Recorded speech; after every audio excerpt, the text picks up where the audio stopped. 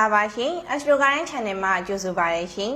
Astro Today ယနေ့နောက်ခတ်အစီအစဉ်ရဲ့2025ခုနှစ်မေလ9ရက်နေ့အတွက်စောင်းရန်ရှောင်းရန်စောင်းရရမယ့်နောက်ခတ်ချိန်ခါတွေကိုကျမရွှေရုံအောင်နဲ့မတ်နှင်းပတ်အိမ်တို့မှစတင်တင်ဆက်ပေးသွားမှာဖြစ်ပါရဲ့ရှင်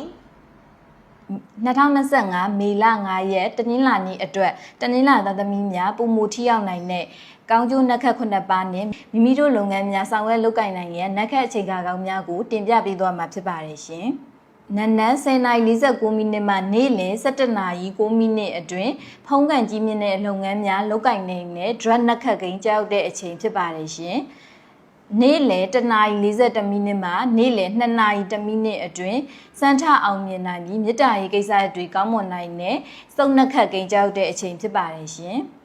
နနက်2:55မိနစ်မှနနက်3:15မိနစ်အတွင်းဘယ်လုပ်ငန်းမျိုးမဆိုအောင်မြင်နိုင်ပြီးကန်စာတာအထွတ်အထိပ်ရောက်ရှိနိုင်တဲ့အဓိပတိနှက်ခတ်ကိန်းကြောက်တဲ့အချိန်ဖြစ်ပါတယ်ရှင်။နနက်3:06မိနစ်မှနနက်3:26မိနစ်အတွင်း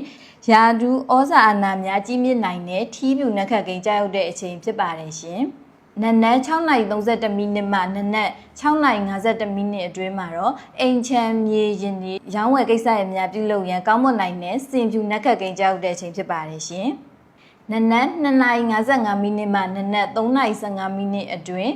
ငွေကြေးကိစ္စရများလက်ဝတ်ရည်နာများဝယ်ယူရန်ကိစ္စရများထီကန်ဆန်းမှုများပြုလုပ်ပါကကောင်းမွန်နိုင်တဲ့ရတနာနှက်ခတ်ကိန်းကြောက်တဲ့အချိန်ဖြစ်ပါတယ်ရှင်။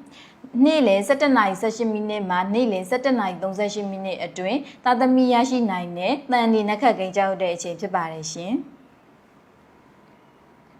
ဆက်လက်ပြီးဒုတိယအခန်းကဏ္ဍအနေဖြင့်တနင်္လာသားသမီးများအပေါ်ထိရောက်မှုရှိနိုင်တဲ့ဆိုးရဲနှက်ခတ်နဲ့ပတ်သက်တဲ့နှက်ခတ်ချိန်ခါတွေကိုတင်ပြပေးသွားမှာဖြစ်ပါတယ်ရှင်။ညနေ4:14မိနစ်မှ4:34မိနစ်အတွင်းမှာဆိုရင်တော့တေကျေပျက်စီးဆုံးရှုံးနေနာမှုတွေ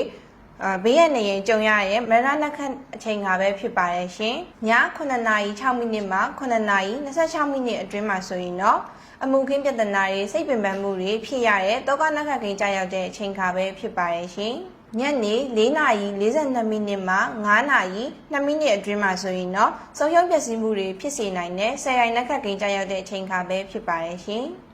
နနက်1:06မိနစ်မှ1:26မိနစ်အတွင်းမှာဆိုရင်တော့မိတ်ဆွေသင်္ကားတွေဆုံးရှုံးပျက်စီးမှုကိုဖြစ်စေရဲ့မိတ္တုနှက်ခတ်ကိန်းကြောက်ရောက်တဲ့အချိန်ကပဲဖြစ်ပါရဲ့ရှင်။နေ့လယ်1:29မိနစ်မှ1:48မိနစ်အတွင်းမှာဆိုရင်တော့ထိခိုက်နေတာပျက်စီးဆုံးရှုံးမှုတွေလုံစီးပွားကိစ္စတွေပျက်စီးနိုင်တဲ့ဘင်္ဂနှက်ခတ်ကိန်းကြောက်ရောက်တဲ့အချိန်ကပဲဖြစ်ပါရဲ့ရှင်။အခုဖော်ပြပေးခဲ့တဲ့နှက်ခတ်အချိန်ခါတွေကဆိုရင်တော့တနင်္လာသားသမီးတွေအပေါ်ထိရောက်မှုရှိစေနိုင်တဲ့နှက်ခတ်အချိန်ခါတွေပဲဖြစ်ပါရဲ့ရှင်။ဒီနှက်ခတ်အချိန်ခါတွေကိုသမီးတို့ရဲ့ဆရာဦးစရာကိုမှကိုယ်တိုင်တွက်ချက်ပေးထားတာဖြစ်ပါရဲ့ရှင်။သမီးတို့ရဲ့ယနေ့နှက်ခတ်အစီအစဉ်ကိုကြည့်ပေးကြတဲ့မိဘပြည်သူများအားလုံးကိုကျေးဇူး